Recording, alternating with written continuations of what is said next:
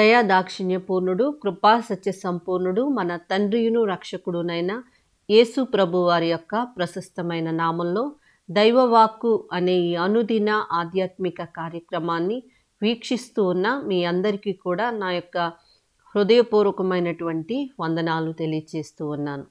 దేవుని యొక్క మహాకృపలో మీరు మీ కుటుంబాలు అందరూ క్షేమంగా ఉన్నారని నమ్ముతూ ఉన్నాను. మా కొరకు ప్రార్థించండి. మీ కొరకు తప్పక ప్రార్థిస్తూ ఉన్నాము.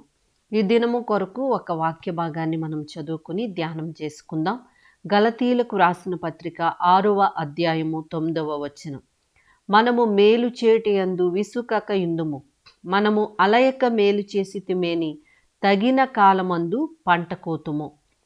ఈ యొక్క వాక్య భాగాన్ని గూర్చి మనము ఆలోచన చేస్తే గనక మేలు చేయుటి యందు విసుకవద్దు అనేటువంటి మాట ఇక్కడ వ్రాయబడి ఉన్నట్లుగా మనం చూస్తూ ఉన్నాం. చాలాసార్లు చాలామంది అనేక మందికి మేలు చేస్తూ చాలామంది చెప్తా ఉన్నారు, ఇక మేలు చేయటం అంటే కొంచెం ఇష్టపడట్లేదండి మా ఇంట్లో. ఎందుకంటే మేము ఏ మేలు చేసినా మంచికి వెళితే మాకు చెడు ఎదురొస్తుందండి అని మాట్లాడుతూ ఉన్నారు కొంతమంది అయితే మనుష్యులు మంచితనాన్ని గుర్తించట్లేదు అని మాట్లాడే వాళ్ళు చాలామంది ఉంటారు.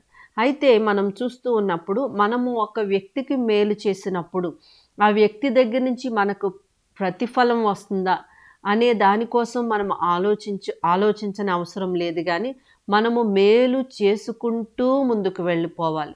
మనుషుల దగ్గర నుంచి మనకు ప్రతిఫలం రాకపోయినా పరలోకము నుండి మనకు ప్రతిఫలము తప్పకుండా వస్తుంది. అందుకే ఇక్కడ వ్రాయబడింది, మనము విసుకక మేలు చేయాలి. మనము ఎక్కువగా ఆలోచించేస్తూ మనం ఈ మేలు చేయటం వల్ల, ఈ చిన్న సహాయం చేయటం వల్ల అవతల వ్యక్తుల దగ్గర నుంచి నాకు ఎంత గుర్తింపు వస్తుంది, లేకపోతే మేలు చేయటం వల్ల నాకు అన్ని మేలులే జరుగుతాయా అని ఇలాగ రకరకాల ఆలోచనలు ఆలోచించుకోకుండా మనము తప్పకుండా మేలు చేస్తూ ముందుకు వెళ్ళిపోతే గనక అలయక మేలు చేస్తే తగిన కాలమందు పంటను కోస్తాము అని వాక్యంలో రాయబడింది.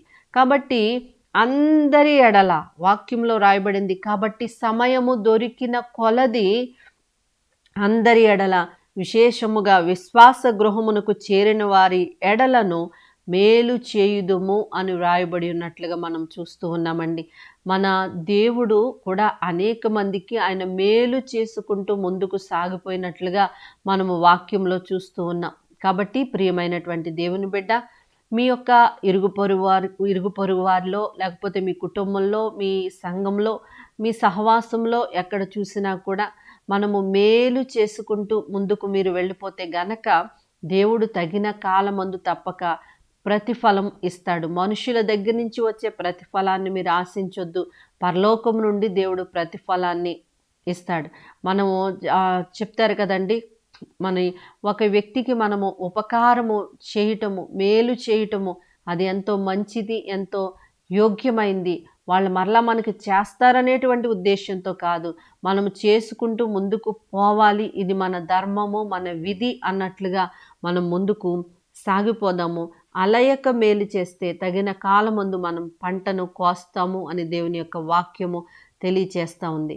ఏమాత్రం విసిగిపోవద్దు, ఏమాత్రం అలసిపోవద్దు. ఎన్నో రకాలైన ఆలోచనలు ఆలోచిస్తూ చేయకపోతే బాగుంటుందేమో అని మాత్రం అనుకోవద్దు. మేలు చేస్తూ ముందుకు సాగిపోదాము.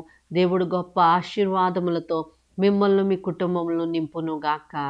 ఆమేన్. ప్రార్థన చేసుకుందాం.